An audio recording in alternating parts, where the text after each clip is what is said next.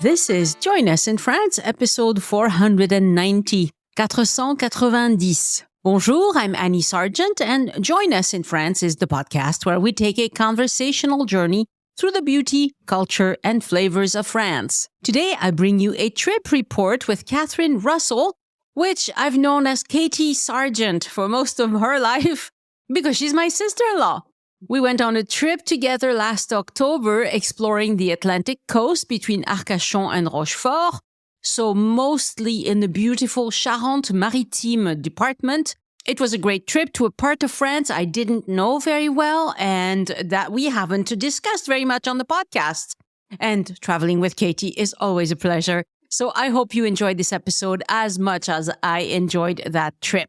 This podcast is supported by donors and listeners who buy my tours and services, including my itinerary consult service, my GPS self-guided tours of Paris on the Voice Map app, or take a day trip with me around the Southwest in my electric car. You can browse all of that at my boutique, joinusinfrance.com/boutique. Patreon supporters starting at $2 a month get new episodes as soon as they are ready and ad-free. For the magazine part of the podcast, after my chat with Katy today, I'll discuss the Olympics, including an article in Le Figaro about how some greedy Airbnb renters in Paris and also some hotels are regretting their decision to wait to charge more. The Olympics are 100 days away as I record this intro, and some people are regretting letting their greed take over. Okay.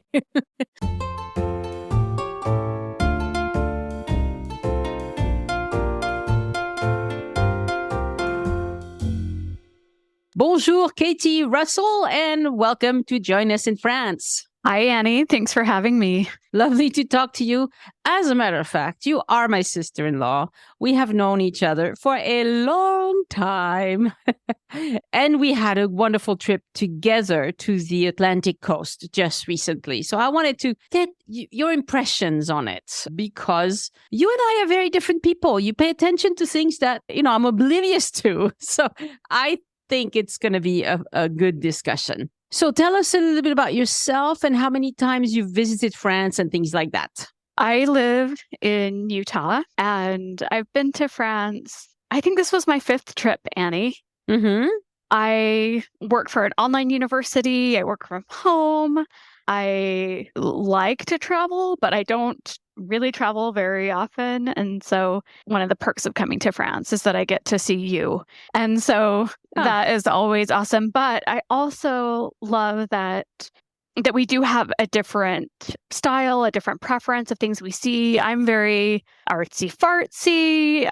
My background's in music, and I always love arts and culture and even just love seeing kind of what is common to the areas where I visit, whether it's even just plants outside or food or, I even enjoy seeing art galleries, different places where I go, just because, oftentimes you can just kind of wander and take your time and just see from place to place, how things are different. And inside a gallery, sometimes it feels like you don't remember where you're at. You could be in your hometown or, in another continent. Somewhere else. Yeah.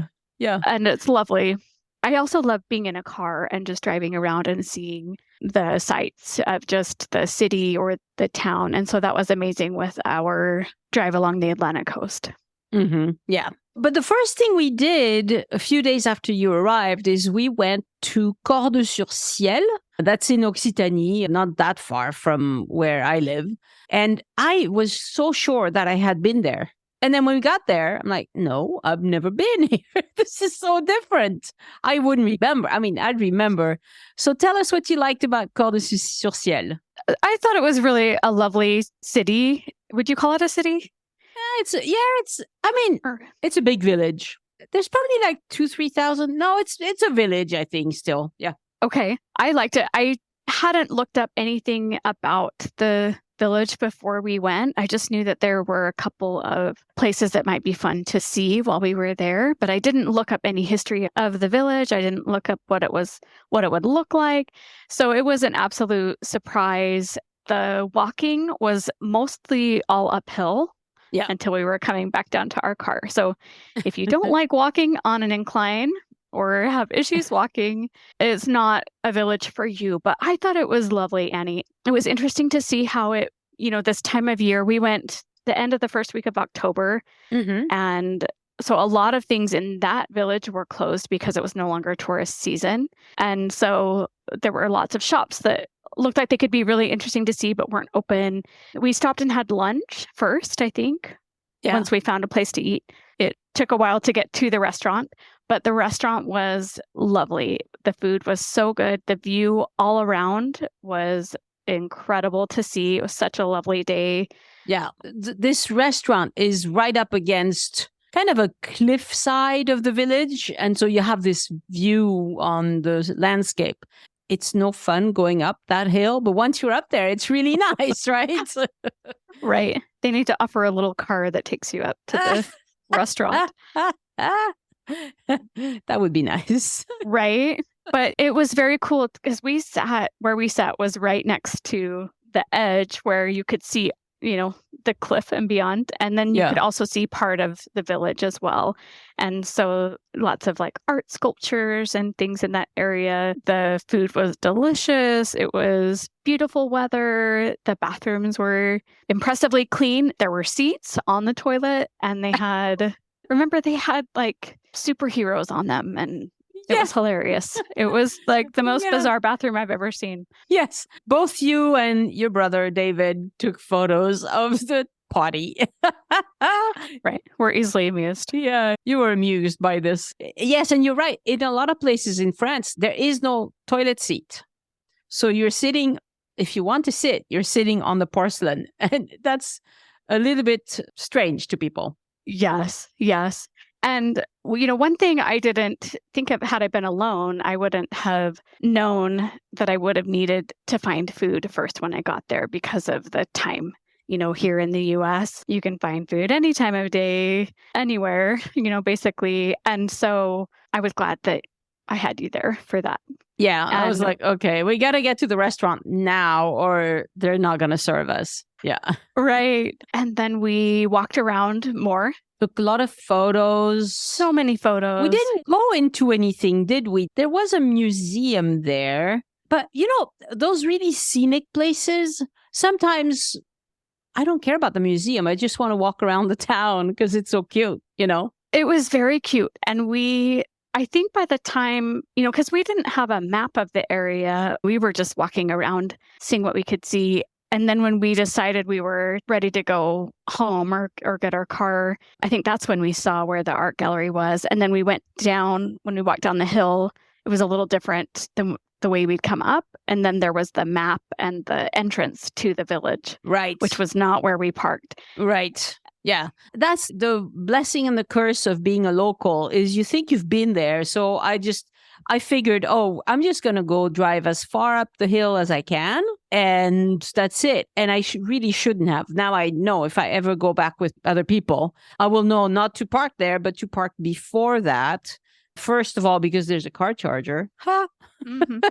And second of all, because you're on the main drag. And we walked and walked and walked around in areas that were not, it was very nice, but medieval houses. So yeah, we were off the beaten track in a village, I guess. Right. But I do think, if I ever come back, I would first check to see when the places I want to see are open. Like one of the things I wanted to see when I first talked to you about going here was they had a paradise garden, and I didn't see any sign for that the whole time we were there until we left, and then it was on the map. But I don't know that I could have understood how to find it. But that's just me. Yeah, it's always good to have a list. And I guess I was derelict. I was not a very good trip planner. I didn't look up all the things that we could do.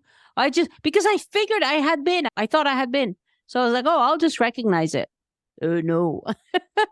I still had a great time just walking around. I love, it's fun. Like the doors are always amusing to me. And it was just a beautiful area too. The drive was lovely. but they have like a sugar and chocolate museum, which sounded Yes. interesting, but I don't think it was open No, when we I don't were think it there. was.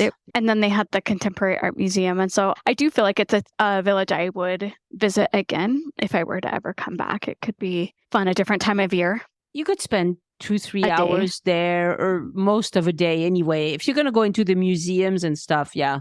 What I was very impressed by was the well.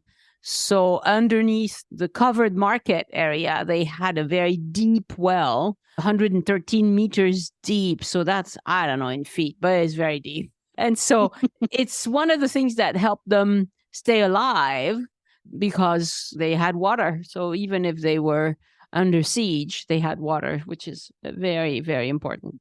Anyway, a gorgeous village. That was a very fun first stop. And like all these villages, David found some funny sayings and little signs and little gifts for people, even though not a lot was open, but he still found some stuff that was, very, very fun to see. There was a store we went to that had pillows with cats on them. And like 1 million pillows with cats. They all had cats on, like tapestry cats. And it just lined a whole row of stairs up to another floor of the store. And I thought that was hilarious. Yeah. Yeah. And there's a very nice church in this village, in Ciel, with a blue ceiling, which is a very regional thing that we do. And then after Cordes, we stopped at a winery, Le Domaine Guérard. It was fine. Gaillac wines are not my favorite, so I didn't think it was outstanding, but it was good. And it was a nice place and, it was good wine. It was delicious wine. I have never been to a winery before. Oh. So that was my first experience at a winery, but I also don't speak French. So the man is explaining the different samples and kept bringing samples.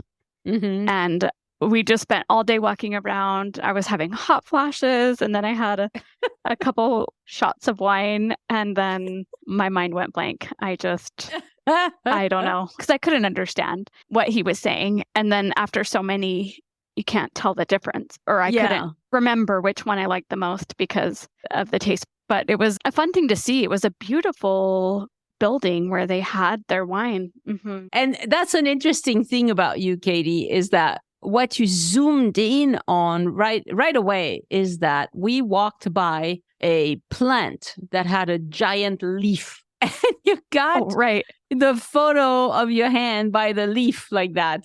Now, this is something that would not occur to me. Like, I don't care.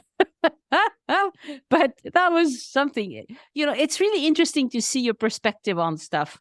I guess perhaps because you're a pianist, your hands are important or something.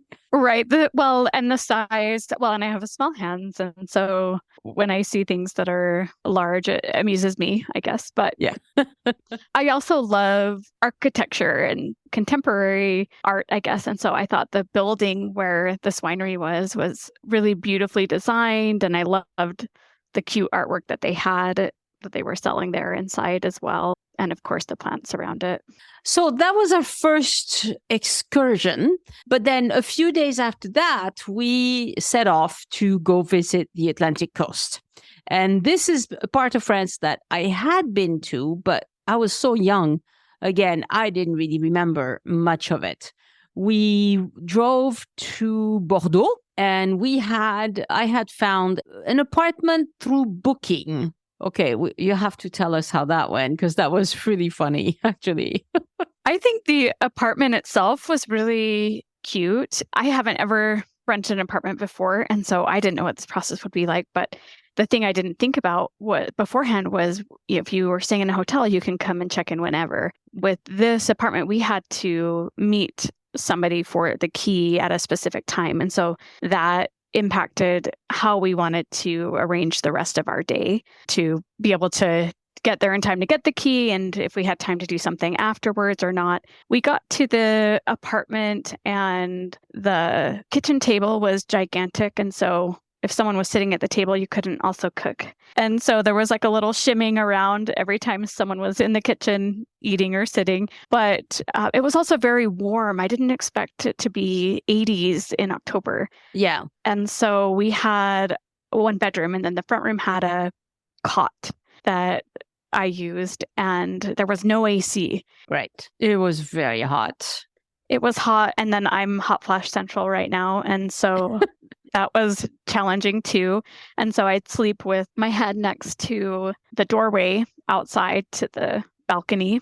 Mm-hmm. But it was mosquito village, and there was a tram right there. Yes, and the noise, yes. But it was okay. I felt like my bed was comfortable. Yes. The problem there is that middle of October, I didn't think it was that important to have air conditioning. And I was wrong. Yes, we needed air conditioning.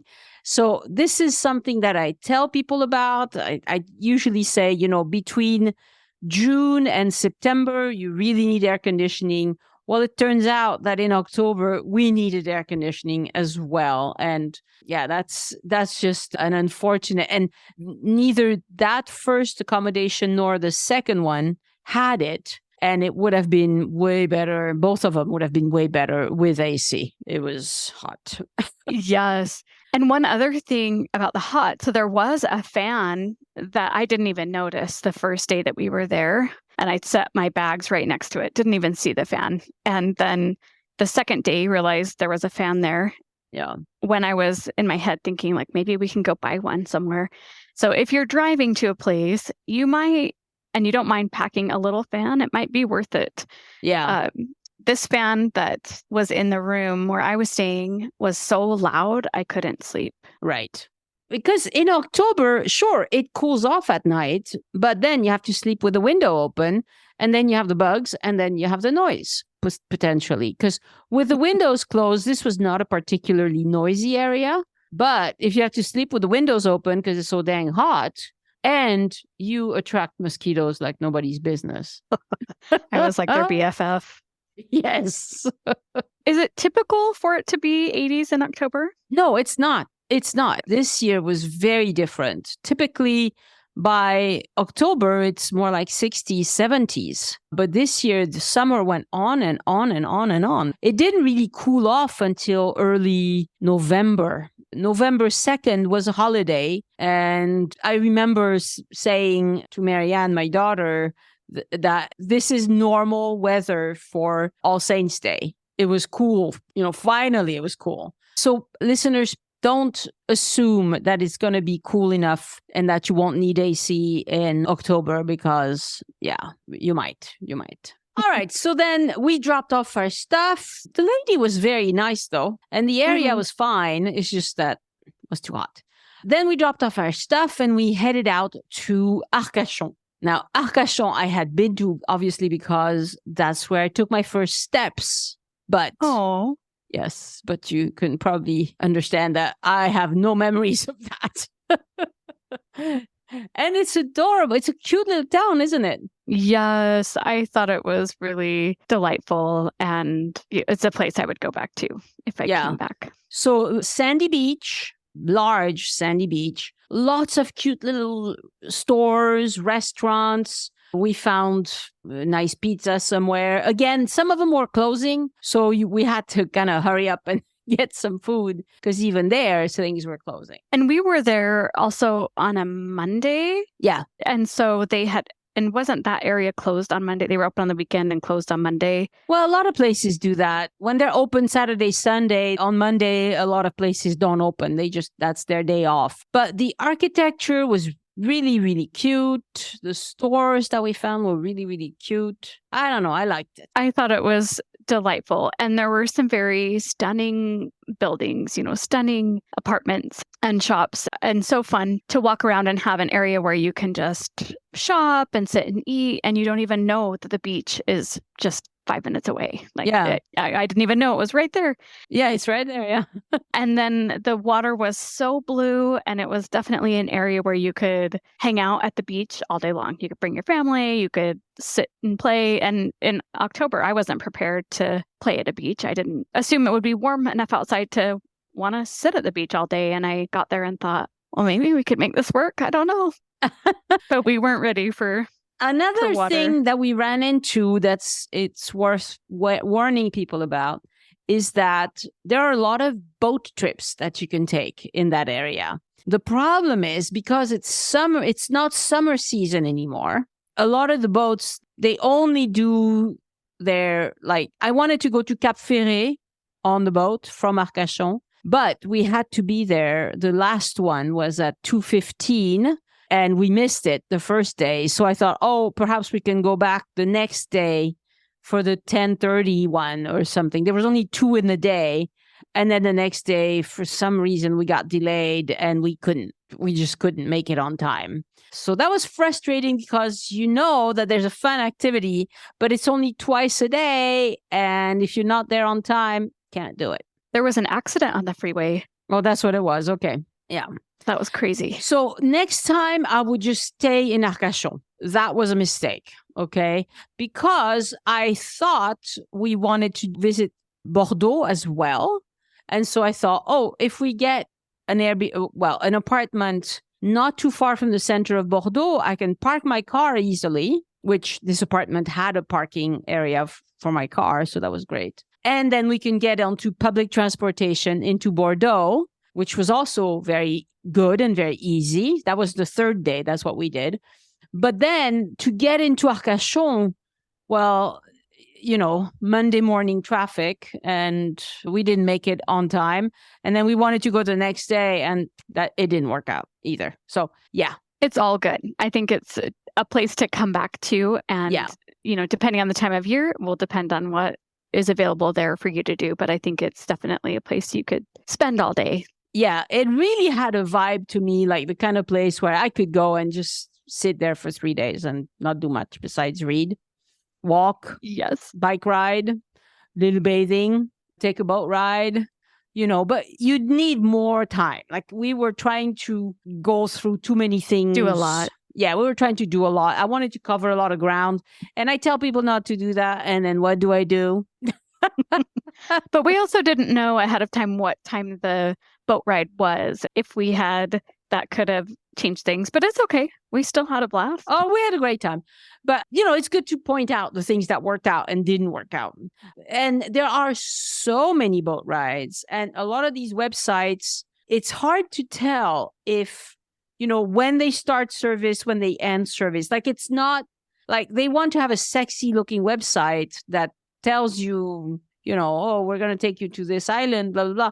And then when you want to go see the details, okay, what time? And do you do this year round or not? And it's really hard to find the information until you get there. And then you're like, oh, that's how it's going to be. So the next day we went to the Dune du Pilat as well that day. Yes. So Dune du Pilat is gorgeous. It is. But my bum knees were telling me, so when we got there, they hadn't removed the stairs yet. They don't leave the stairs on year round. They were going to remove the stairs at the end of the school vacation, which was probably November 3rd or 4th or something like that this year. And so we still had the stairs, but just to get from the parking lot to the bottom of the stairs, you sink into the sand a lot. Yes, that was really tough even for me. And I thought it was really interesting when we pulled up, it literally looked like a campsite. Like there's, pine trees, and the road wasn't, I don't know, it just reminded me of going somewhere to camp when you're like parking in a campsite and then you walk and then out of nowhere there's this massive dune. But even just getting to the dune, once you start feeling where the sand is, it's challenging to navigate, challenging to walk through. Yeah. And so glad we made it when there were steps. I wouldn't have, there were people climbing up and down the sand, which I wouldn't have done. It was also a very, very warm. Here we're still in October and still in the 80s and having hot flashes. I get to the top and it was awesome to be able to walk up those stairs and be at the top, but it was so bright to take a picture. Like I couldn't even see what, I was just clicking on my camera. I had no idea what was going to turn out of my pictures. But it was nice. And so it did great. Yeah, it looked great. Yeah. Some people were on the dune, like taking off their shirt and, because they were so hot and sweating and we're posing for pictures. Yeah, it was really interesting. And there were several little cafes. We stopped for a drink on the way back down. But one thing that's important to know is that they want you to walk on the sand and not on the dirt off to the side. So there are lots of signs that say, don't walk on the dirt. It would have been 100 times easier to walk on the dirt, but they want you to go to the stairs in the sand. And that is like, oh. Right. And they're steep stairs too. And one thing I did really love is that at the top of the dune, from one view, you can see, the forest of trees. And then on the other side, you turn around and you see the Atlantic Ocean. And so you have this very different perspective of just, how of your view. And anyway, it was awesome to see. I've never been to a sand dune anywhere. And so it was very cool to just... No, it was very cool. To be there. Definitely recommend hydrating before and after. Yes. So that was the end of our Arcachon day. And the Dune du Pilat and Arcachon are very, very close to one another. In the car, it's like, 8 kilometers or something. I know people do it on a bike as well. There's a bike path that you can take if you want to do it that way. And Arcachon is an interesting town because it's one that you can go on the train from Bordeaux. And so if you wanted to take more time, you could take the train to Arcachon, stay there for, however long, and also ride a bike to the Dune du Pilat. And that would be a very hearty day of expending your energies. For sure. Yes.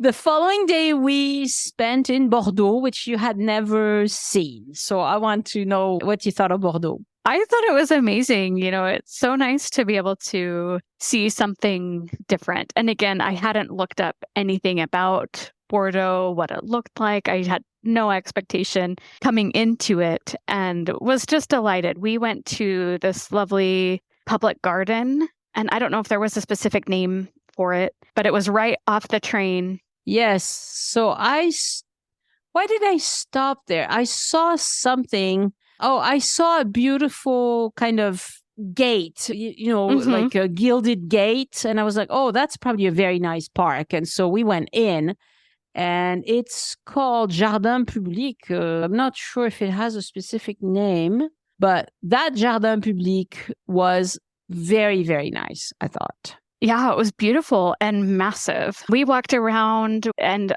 there are so many different areas within that park. There was a play area for young kids, a play area for older kids. There was places where you could just sit and enjoy your lunch, or you can sit by a pond or under a tree or by a building. Like it was just really lovely in its design, and a great place if you were in Bordeaux and you need a day to just kick back and play, or just have young kids. Like, it's a great place to just spend some time. Absolutely. The Natural History Museum was there, I think. Oh, that's right. Yeah. And so we didn't go in, but we could have. We had other plans.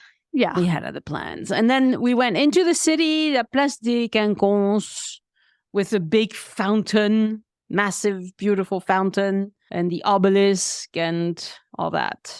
Yes, that fountain was impressive. And again, another day where it was so warm and bright out. So I remember taking a picture of Annie, trying to take a picture of Annie in front of the fountain, and I couldn't ever get her with her eyes open, and I couldn't see as I was clicking my camera because it was so bright. We were both blinded. And the horses have those crazy feet. Yeah. On that statue. They're like claws, like dinosaur feet, and men with these, funny expressions on their face. I don't know if it's a man. I don't know who's on that fountain, but it was very impressive and fun to see. It's a beautiful, La Place des Quinconces, you have to go. If you're in Bordeaux, you have to go. The other place, we had lunch at L'Entrecote, which you had done before, I'm sure. Yes, I've had it in Toulouse. It was very much the same, right? It was very much the same, and we didn't tell David, so don't tell David. Don't tell David. Because that day, he had to do taxes. Can you believe the guy? He's like, I got to turn in our taxes by a certain date. And the accountant wanted this and that. So he spent the whole day preparing our taxes. I'm glad someone does this because I wouldn't. Uh, So we enjoyed a lovely steak and fries and salad. yes. And then we walked some more around the city. We went to the big theater. We went to the wine museum. Now, the wine museum was very cool, I thought. Very impressive. I think it's one of the best museums I've ever seen. Mm-hmm. Why? Well, the setup, I think, they had all these little stations throughout the museum, and the way that they were set up didn't seem crowded at all. Nothing took a very long time. Each station was just a few minutes. And so it was easy to just the flow was really easy. And I loved especially that it catered to all of your senses. And so there was some, part of the exhibit, you literally just listened to the effervescence of wine, and they had the visual stimulation of the different interactive pictures and sounds. And then they had one where you could physically smash virtual grapes with your feet. Yeah. And they would track, you had the picture of when it was a grape and when it was wine. And so or when it was smashed. And so it would track how many grapes you smashed in the amount of time that you were doing it and who smashed more grapes. And, so you had that physical aspect of it. And then you had different places. Oh, what was the exhibit? The part of the exhibit where you could smell the infusions. Yeah, so wine? you would put your nose in things, and they would, and you had a little pump that you could push on, and it just blew a little bit of that scent into your nose. It was to teach you to recognize the way people describe wine, that it has, like berries or whatever flavors. Yeah, so that was really fun. Yeah. And I think interesting for a variety of ages too. It wasn't just catered to adults or catered to kids. Like it would work for anyone. Yeah. And they had a really just beautiful, I think it was beautifully designed on the inside too, with the large wooden carved, like half open, like a half of a wine barrel. Yeah. And it's not the sort of museum where you just stand and read. You have all sorts of things. You have video of different types. You sit and watch something happen. You sit at a table and there's like holograms that appear. There was one video where you sit back, you're almost lying down. Anyway, lots of things. And they also had this really good, concise history of wine in the area, which I thought was very well done, because in 3 minutes, they gave you the gist of it. And I thought they hit all the important points. It was really good. Yes. And so nice, because I sometimes, especially if you've been out and walking around all day and then you have to sit for a long time. Yeah. Sometimes I get tired. And so it was nice to just, to know that sitting down and watching this video was only going to take me 5 minutes, but I was going to get a lot of information or just be very interesting in how it was presented. And I love that they showed the videos with all the different vineyards throughout the world in places where I'd never even think that there would be a vineyard. Yeah. And so it was just photography. It was beautiful. Yes. And then they had the one where it would give you 3 options of, if you wanted to know about the history or how it was made or about the grape, and you could choose what you wanted. And it would show you a little clock almost of how long, and they were like a minute and a half that they would tell you the information, but you could also see visually, how long is this going to take me? And, I'm almost done. So I can either move or I'm still interested and I'm going to stay here and see what else I can learn. Yeah. So I think we spent perhaps 90 minutes in that museum. At the end, you get a glass of wine and you get to choose between all sorts of different wines. I thought it was also one of the best museums I've ever seen, really, because it was so engaging that I really liked it. I think that's not to be missed. Me too. We're chatting a long time, so we got to move on to what we saw in Royan. So we stayed at Royan, also a B&B. Well, not a B&B, but it was a booking.com, Gîte, yes.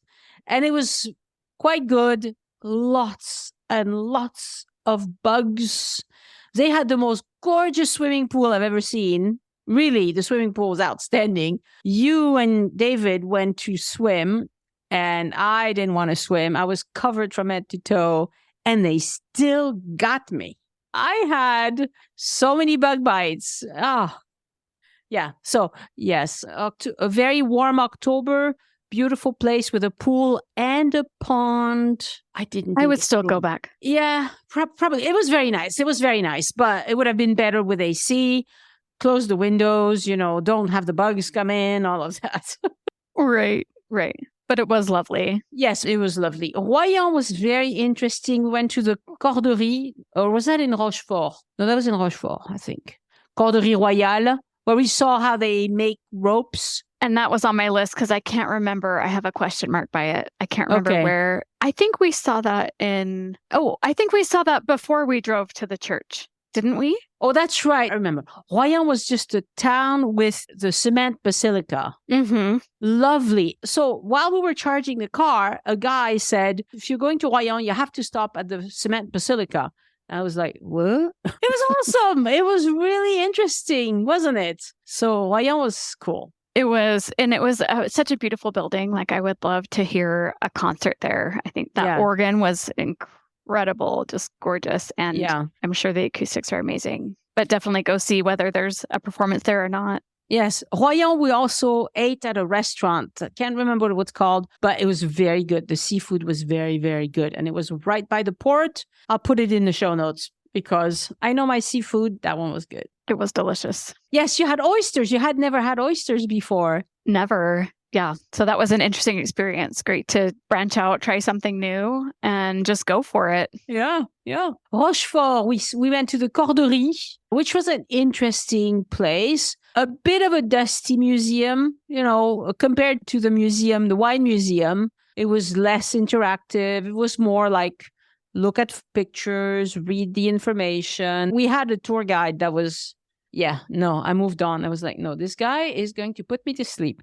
So we moved on from him. The tour guide right before, because I could overhear the previous tour guide, he was way better. He was way more interesting. So that was just bad luck. The Hermione boat that you can normally see in Rochefort was not there.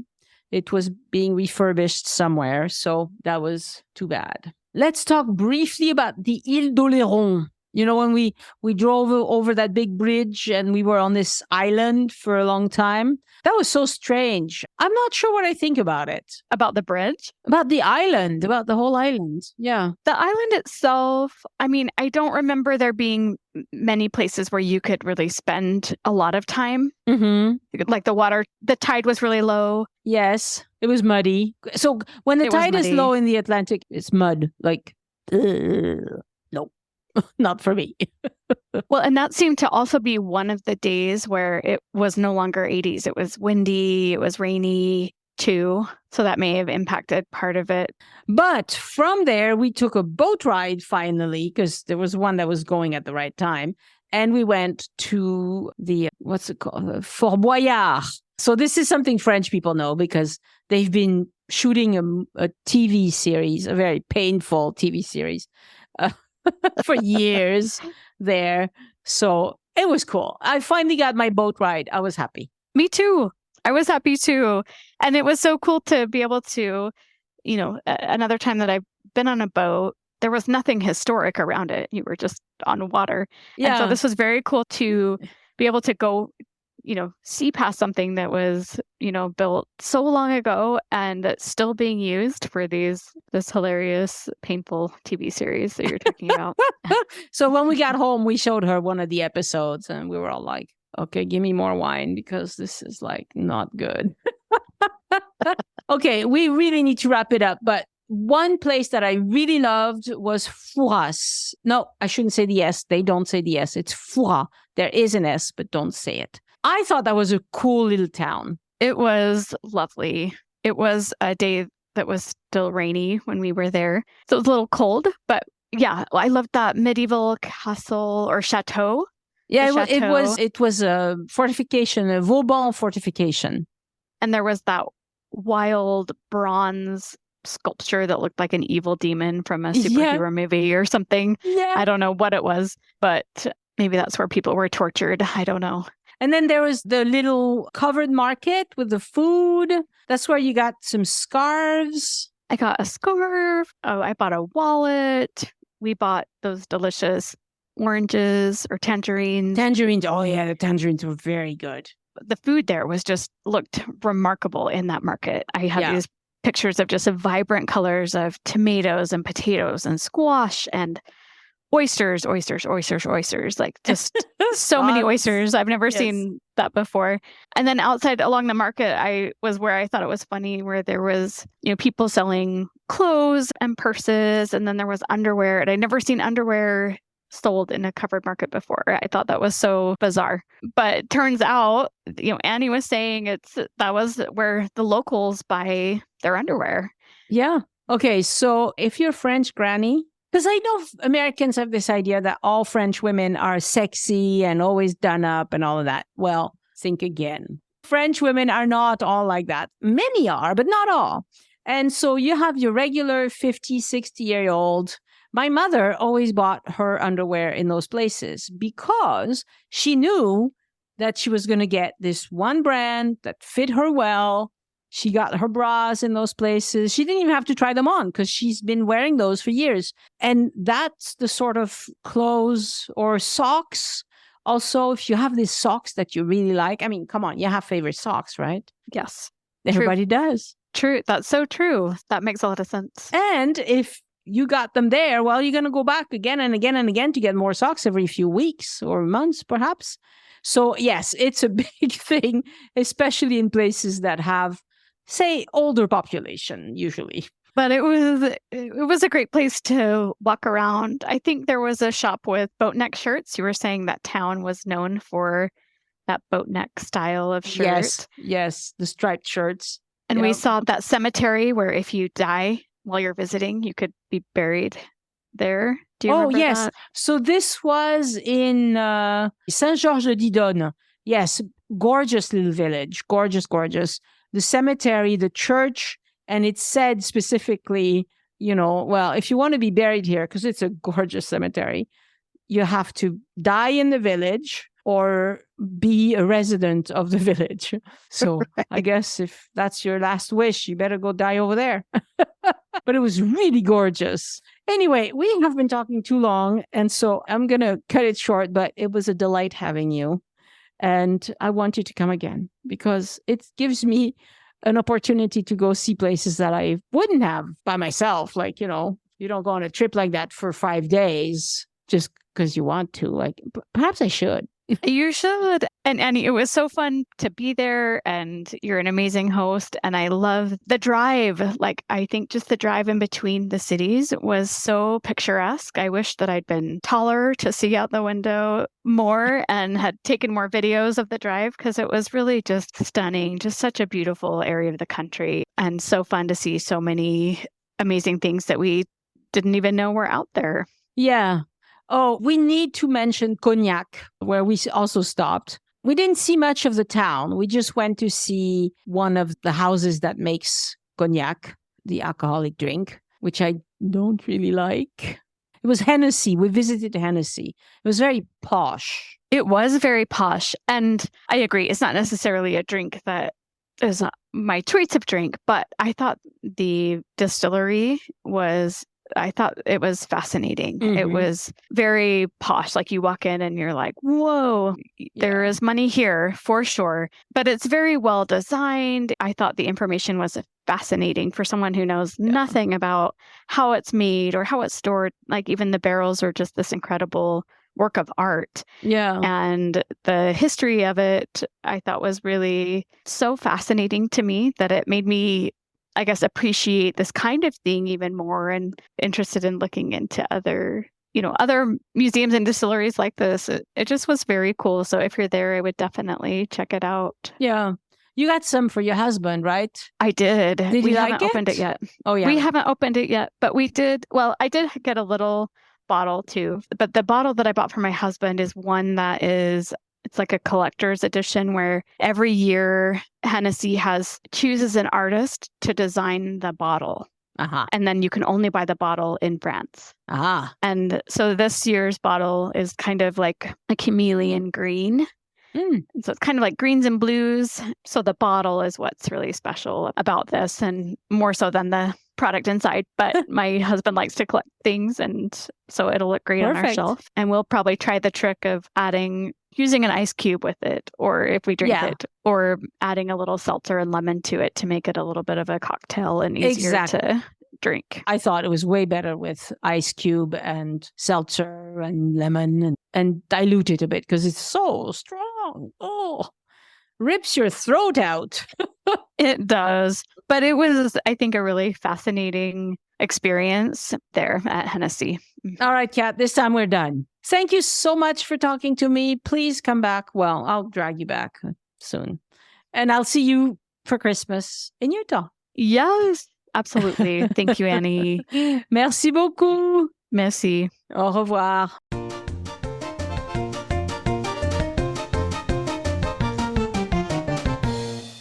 Again, I want to thank my patrons for giving back and supporting the show. Patrons get lots of perks in exchange for their support, including getting the episode as soon as it's ready and ads-free. Some months I produce extra history content. Most months, Elise and I have a casual convo that I record and share. I've started a new collection called Visits with Annie, where I share photos and thoughts about the new places I visit in France as it's happening. You can see all of those rewards at patreon.com/join us. And a shout out this week to new patrons, Amanda Rose, Leona Hamlin, Jane, and Pat Bader. And to all my current patrons, it's wonderful to have you on board in the community of Francophiles who keep this podcast going. And to support Elise, go to patreon.com/EliseArt, ELYSART. And if you are a patron, I recommend you install the Patreon app and log into that because it gives you instant access to a lot of stuff quite easily, including some messaging. So if I have a thought, I can like, oh, what are you cooking today? Or something like that. And it's fun to do. Thank you, Jennifer Jerzik, for setting up a recurring tip donation. You can do that also by clicking on any green button on joinusinfrance.com that says tip your guide. Thank you, Jennifer. We're planning an episode together. Obviously, you didn't have to donate to be on an episode. That's not how it works, but I really appreciate your support. This week, I published a video drive over the Millau Viaduct in the Aveyron and some photos of the beautiful, beautiful villages I visited. And I would like to share some reviews that people have left of my voice map tours this week. One person said, fantastic tour, very clear directions, easy to follow, loved going at my own pace. Great information along the way. And here's a review of my new food tour from Bren. We absolutely loved this tour. I felt like I was discovering secret parts of Paris and walking down paths tourists normally don't know about. And the entire time I felt safe with Annie in my ear, guiding my way. Her tour is rich with historical facts, cultural commentary, and even the odd macabre urban legend from centuries of yore. This felt like an intimate stroll with an old friend showing you the lovely parts of her neighborhood. I doubt I would have gotten more out of a live tour guide. And one last one about my Latin Quarter tour. Recommended big time. You explore Quartier Latin like a local. The guide is very likable and gives small tips and anecdotes of Paris and her own life. We did 2 of her tours while in Paris! ! Well, I'm very glad you find me likable. Thank you. If the podcast is leaving you wanting more, I offer 2 levels of itinerary consultations on Zoom to help you plan for your trip. It's all explained on joinusinfrance.com/boutique. All right, the Olympics are 100 days away, and here's what we know about access to the game sites. For those of you who have tickets for an event, your ticket is all you need. Well, ID perhaps. I would take ID definitely going around Paris during the Olympics. The rest of the time, I always tell people, leave your ID at home. But during the Olympics, you will need it. What you need to know is that between the opening and closing ceremonies, there will be access restrictions around the Seine River, where many of the events will take place. People who live or work in the restricted areas will need to fill out some paperwork and get a QR code to get in and out of the area easily. I think that's going to be open to visitors as well, but I still need to verify that. But of course, like I said before, if you have tickets for an event, they'll let you through without too much difficulty.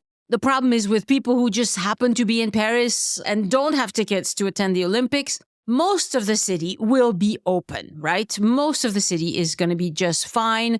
I don't anticipate any problems going to Montmartre, going to Saint-Germain-des-Prés, for instance. Lots and lots of places will be open. Les Halles area as well is going to be open. But the banks of the river and the bridges are going to be closely guarded.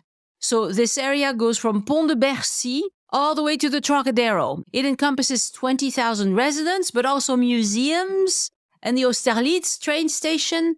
Typically, 200,000 people mill around this area on any given day. All will have to present this precious QR code and an ID at the police checkpoint. So do carry your ID if you're going to be in Paris this summer during the Olympics.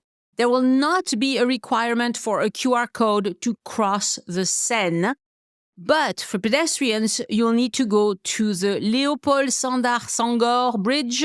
So we call it the Senghor Bridge. It's about halfway in the middle of the Tuileries Gardens, not far from the Orsay Museum.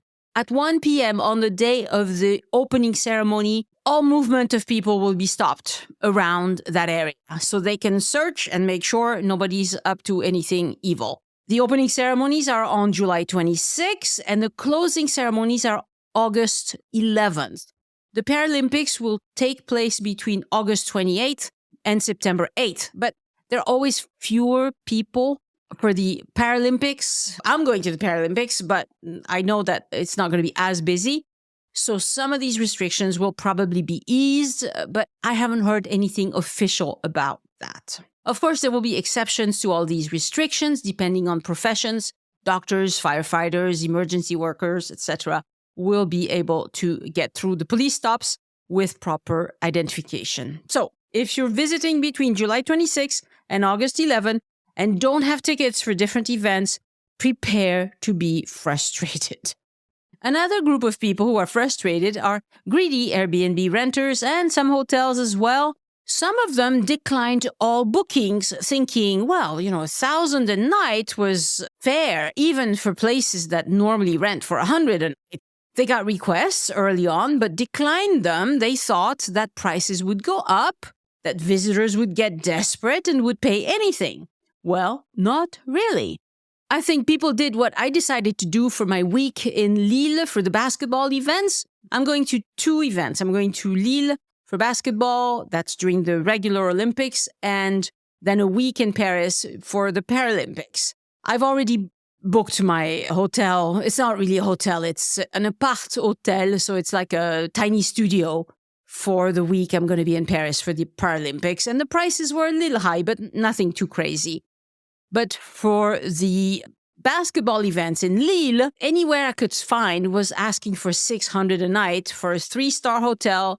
And I'm sorry, but, a 3-star hotel in Lille probably costs 100 most of the time. And just because the Olympics are on doesn't make it a $600 a night hotel. So I decided to book an apartment in Roubaix instead. It's 70 kilometers away. I have to mess with parking on the day we go into Lille for games or for a visit. But prices were normal in Roubaix, so that's where I'm staying. I might have gone for Lille if prices were double the normal price, but 10 times the normal price, 6 times the normal price, I don't think so. So people got greedy, and there will be empty rooms in Paris during the Olympics. There may be some good deals to be had now, after all, but who has tickets to the Olympics and nowhere to stay for 100 days before the games? Not too many people, in my opinion. Now, if you booked a super expensive thing and would like to cancel it and go somewhere cheap, make sure you have a reservation for the cheaper place before you cancel, okay? People are playing games with the prices and it's just making me crazy, but that's how it works. 300 a night for a 3-star hotel is fair in most arrondissements. 400 a night, all right. But 1,000 a night? I don't think so. Yeah, I don't think so. My thanks to podcast editors Anna and Christian Codovan, who produced the transcripts for this podcast. Next week on the podcast, an episode about the composer Maurice Ravel, a great Parisian, as you'll hear. And remember, patrons get new episodes of the podcast ads free. Click on the link in the show notes to be like them. Thank you for listening, and I hope you join me next time so we can look around France together. Au revoir. The Join Us in France Travel podcast is written, hosted, and produced by Annie Sargent and copyright 2024 by Addicted to France. It is released under a Creative Commons Attribution, Non-Commercial, No Derivatives license.